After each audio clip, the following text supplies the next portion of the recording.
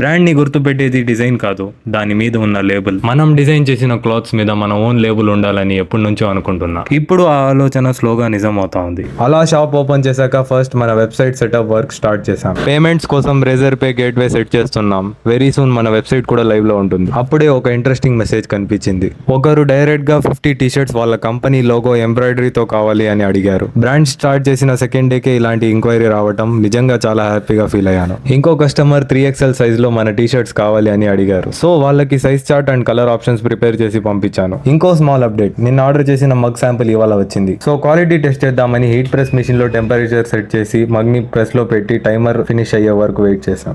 Beep వచ్చాక mug ని బయటకు తీసి రిజల్ట్ చెక్ చేసాం. ప్రింట్ క్వాలిటీ చాలా షార్ప్ గా వచ్చింది, ఎగ్జాక్ట్ గా నేను ఎక్స్పెక్ట్ చేసినట్టే. మీరు కూడా చూసి కమెంట్ లో చెప్పండి క్వాలిటీ ఎలా ఉంది. సరే, మళ్ళీ కలుద్దాం రేపు డే 3 వీడియోలో.